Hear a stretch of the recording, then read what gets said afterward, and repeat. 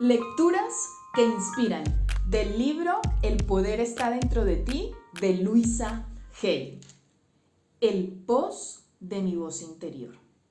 Los pensamientos que elegimos pensar son los instrumentos que empleamos para pintar el lienzo de nuestra vida. Recuerdo la primera vez que escuché que yo podía cambiar mi vida si estaba dispuesta a cambiar mis pensamientos. Me pareció una idea totalmente revolucionaria. En esa época yo vivía en Nueva York y descubrí la Iglesia de la Ciencia Religiosa. A menudo se confunde la Iglesia de la Ciencia Religiosa o Ciencia de la Mente fundada por Ernest Holmes con la Iglesia de la Ciencia Cristiana fundada por Mary Baker Eddy. Ambas reflejan un nuevo pensamiento, pero son filosofías distintas. La ciencia de la mente tiene pastores y miembros activos que siguen las enseñanzas de la Iglesia de la Ciencia Religiosa. Ellos fueron las primeras personas que me dijeron que mis pensamientos determinaban mi futuro. Aun cuando no entendí lo que querían decir, este concepto tocó lo que yo llamo la cuerda interior.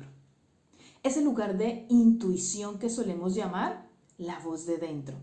Con los años he aprendido a seguirla, porque cuando esa cuerda suena diciendo sí, aún en el caso de que parezca una decisión loca, sé que para mí es la correcta. Así pues, esos conceptos pulsaron una cuerda en mí. Algo me dijo, sí, son correctos. Entonces comencé la aventura de aprender la forma de cambiar mis pensamientos. Una vez acepté la idea y dije, sí, comencé a aprender los cómo.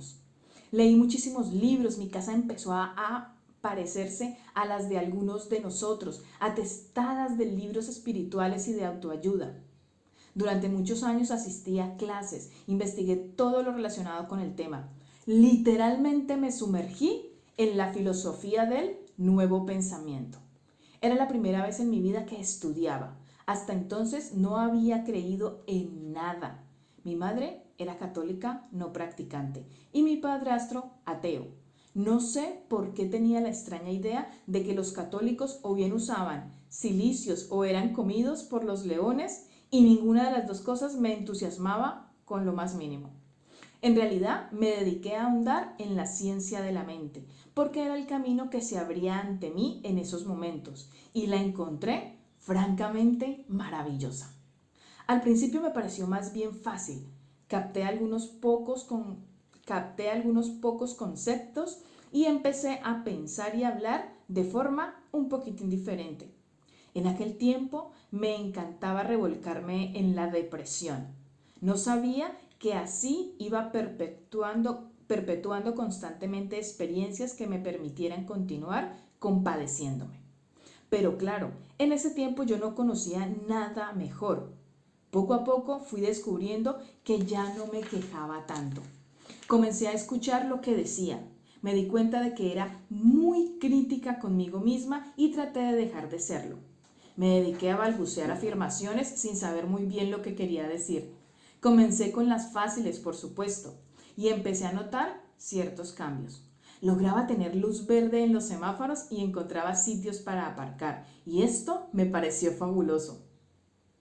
Poco tiempo después ya pensaba que lo sabía todo, y me comportaba de forma engreída, arrogante y dogmática. Creía saber todas las respuestas. Ahora, al mirar hacia atrás, pienso que esa era mi manera de sentirme segura en ese nuevo camino. Suele dar miedo alejarse de las viejas y rígidas creencias, sobre todo si se ha estado totalmente controlado. Para mí era bastante espantoso, por lo cual me aferraba a cualquier cosa que me diera un poco de seguridad. Era un comienzo, todavía me quedaba mucho camino por recorrer y aún me queda.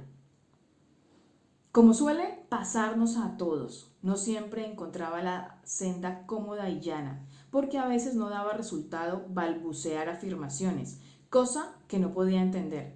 Me preguntaba, ¿qué es lo que hago mal? Inmediatamente me culpaba. ¿Sería eso otra demostración de que yo no valía para nada? En ese tiempo esa era una de mis creencias predilectas. Por esa época mi maestro Eric Pace solía mirarme y hablar del concepto de rencor. Yo no tenía la menor idea de qué me estaba hablando. ¿Rencor yo? Seguro que no sentía ningún rencor. Después de todo, me encontraba en mi camino. Era perfectamente espiritual. Qué poco me conocía entonces.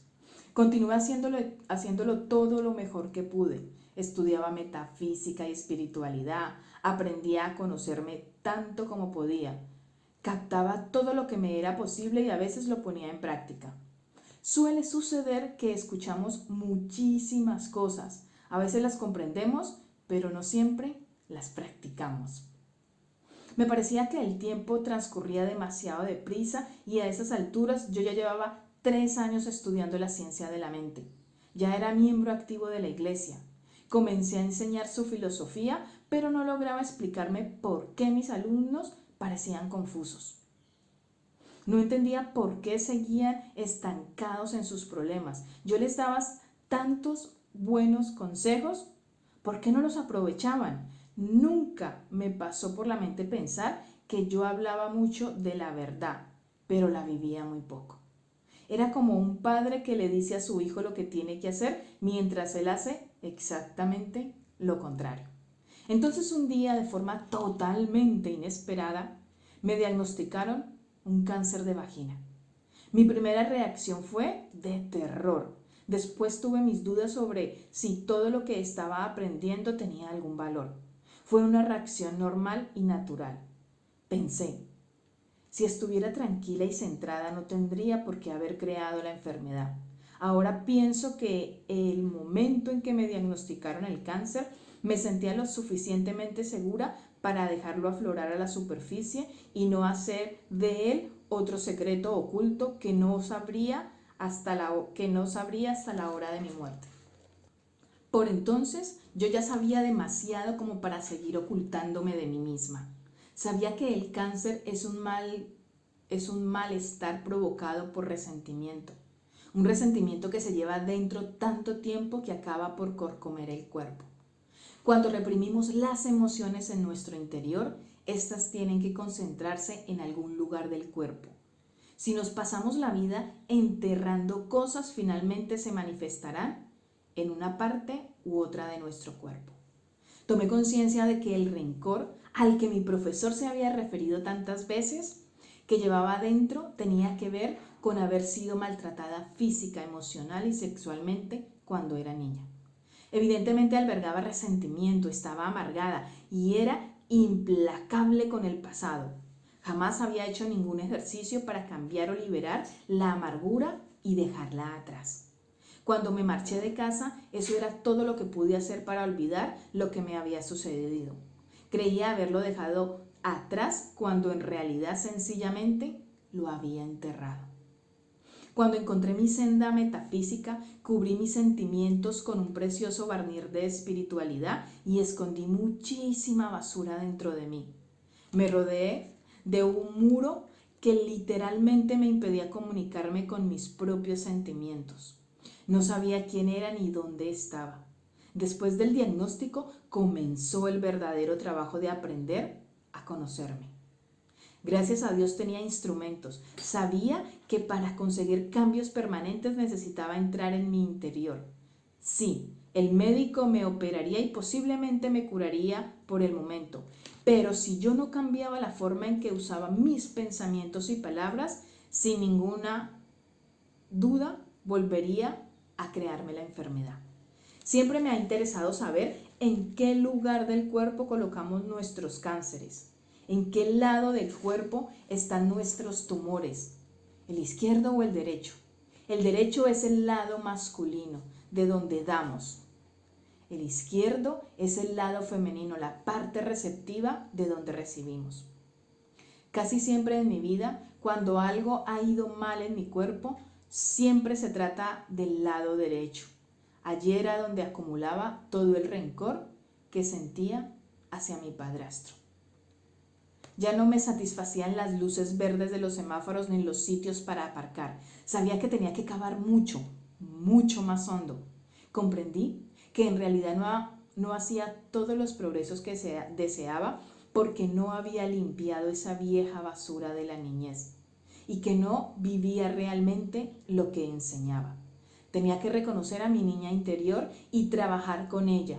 Mi niña interior necesitaba ayuda porque aún estaba sufriendo mucho. Rápidamente comencé un programa de autocuración que me tomé muy en serio. Me concentré absolutamente en mí y me despreocupé de todo lo demás. Mi finalidad era ponerme bien y me entregué a ello en cuerpo y alma. Algunas de las tareas eran bastante extrañas, pero las hacía. Después de todo, se trataba de mi vida. Durante los 6 meses siguientes, esto fue un trabajo de 24 horas. Comencé a leer y estudiar todo lo que pude encontrar sobre formas alternativas de curar el cáncer porque de verdad creía que se podía hacer.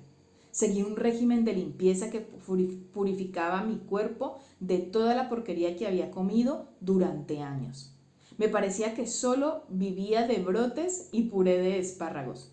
Claro que comía otras cosas, pero eso es lo que más recuerdo. Con mi terapeuta y profesor de la ciencia de la mente, Eric Pace, trabajé para limpiar mis pautas mentales con el fin de que el cáncer no se reprodujera. Hacía afirmaciones y visualizaciones. Seguí tratamientos espirituales para la mente. También trabajaba diariamente con el espejo. Lo que me resultaba más difícil de decir eran las palabras te amo. De verdad, te amo. Me costó muchísimas lágrimas y muchos ejercicios de respiración lograrlo. Cuando lo conseguí, fue como si hubiera dado un salto cuántico. Acudí a un buen psicoterapeuta especialista en ayudar a la gente a liberar la rabia. Durante esa época me pasaba buenos ratos golpeando cojines y chillando. Fue maravilloso. Me parecía tan fabuloso porque jamás había tenido permiso para hacer eso en toda mi vida. No sé muy bien qué método dio resultado, tal vez un poquito de cada uno. Por encima de todo fui verdaderamente consecuente con lo que hacía. Practicaba durante todas mis horas de vigilia. Antes de dormirme me daba las gracias por todo lo que había hecho durante el día. Hacía la afirmación de que mi proceso de curación se realizaba en mi cuerpo mientras dormía y que a la mañana siguiente despertaba sintiéndome bien, renovada y con nuevas energías. Cuando me despertaba por la mañana, agradecía a mi cuerpo el trabajo realizado durante la noche. Afirmaba que estaba dispuesta a crecer y aprender cada día y hacer cambios sin considerarme una mala persona. También trabajé para comprender y perdonar. Una de las formas de hacerlo fue averiguar todo lo posible sobre la infancia de mis padres. Empecé a comprender que en realidad no podrían haberlo hecho de manera diferente. Nada de lo que hicieron debido a la forma en que fueron criados. A mi padrastro lo maltrataron en su hogar y él hizo lo mismo con sus hijos. Mi madre fue educada en la creencia de que el hombre siempre tiene la razón y la mujer debe estar a su lado y dejar que haga lo que quiera. Nadie les enseñó una forma diferente de vivir. Ese era su estilo de vida. Paso a paso, mi creciente comprensión me capacitó para comenzar el proceso del perdón. Cuanto más perdonaba a mis padres, más dispuesta me sentía a perdonarme a mí misma. Perdonarnos a nosotras mismas es tremendamente importante. Muchos hacemos a nuestro niño interior el mismo daño que nos hicieron nuestros padres. Sencillamente continuamos maltratándolo y eso es muy triste. Cuando éramos niñas y otras personas nos maltrataban, no teníamos muchas opciones, pero es terrible que de mayores seamos nosotras quienes maltratemos a nuestra niña interior. A medida que me perdonaba, comencé a confiar en mí misma. Descubrí que cuando no confiamos en la vida o en los demás, lo que en realidad pasa es que no confiamos en nosotras mismas. No confiamos en nuestro yo superior para que cuide de nosotras en todas las situaciones. Y por eso decimos, nunca volveré a enamorarme porque no quiero sufrir o nunca permitiré que esto vuelva a suceder. Lo que realmente estamos diciéndonos es, No confío en ti lo suficiente para dejar que cuides de mí, de modo que me voy a mantener lejos de todo. Finalmente comencé a confiar en mí misma lo suficientemente para cuidar de mí, y entonces se me fue haciendo cada vez más fácil amarme. Mi cuerpo estaba sanando y mi corazón también. Mi crecimiento espiritual me llegó de esa manera tan inesperada. Como premio añadido, comencé a parecer más joven. Los clientes que atraía eran casi todos personas dispuestas a trabajar en ellos mismos. Progresaban enormemente, casi sin que yo les dijera nada. Percibían y sentía que yo vivía los conceptos que enseñaba y les resultaba fácil aceptar estas ideas. Entonces, por supuesto, conseguían buenos resultados, comenzaron a mejorar la calidad de su vida. Una vez que empezamos a estar en paz con nosotras mismas, interiormente, la vida parece transcurrir de modo mucho más agradable. Así pues, ¿qué me enseñó a mí esta experiencia? Comprendí que tenía el poder de cambiar mi vida si estaba dispuesta a cambiar mis pensamientos y a liberar los hábitos que me retenían en el pasado. Esta experiencia me aportó el conocimiento interior de que si realmente estamos dispuestos a trabajar, podemos hacer cambios increíbles en nuestra mente, en nuestro cuerpo y en nuestra vida. Estés donde estés, suceda lo que suceda, hagas lo que hagas, siempre lo harás todo lo mejor que puedas con el entendimiento, el conocimiento y la información que tengas en cada momento.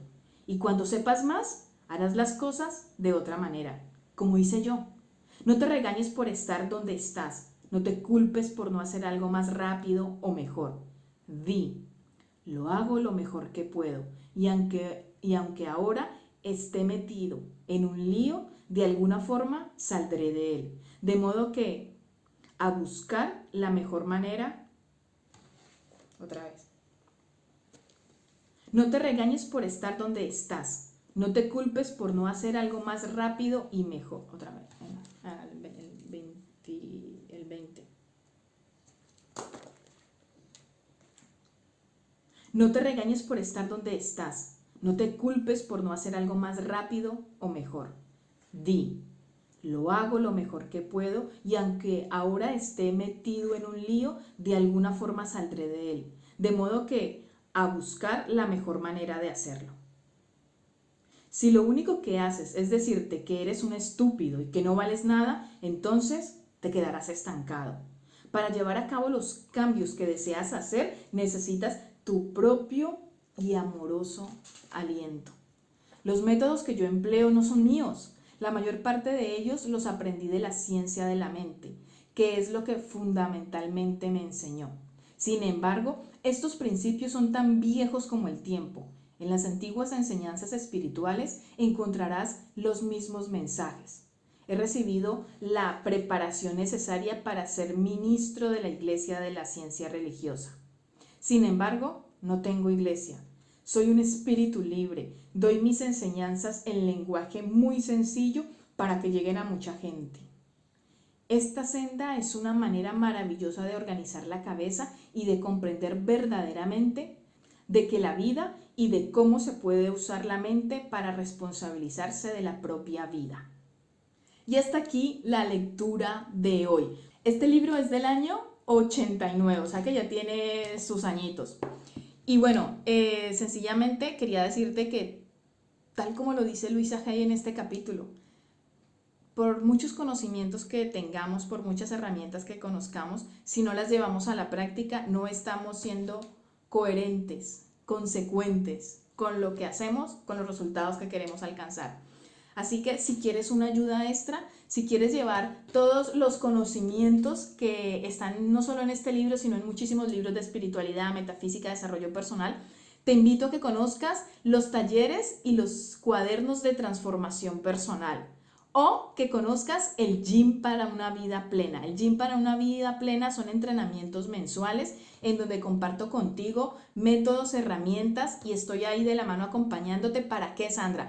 Para pasar de las creencias limitantes a las creencias potenciadoras. Aquí debajo del vídeo o dependiendo por qué plataforma lo estés viendo o escuchando, vas a encontrar los enlaces a los cuadernos y talleres de transformación personal que están segmentados por cada tema, por cada campo o por cada creencia que necesitas trabajar, y también está el Gym para una vida plena para que conozcas cuál es el entrenamiento que hay cada mes. Si tienes alguna duda, también me puedes escribir por WhatsApp. Muchísimas gracias por tu tiempo y nos vemos mañana con la siguiente lectura.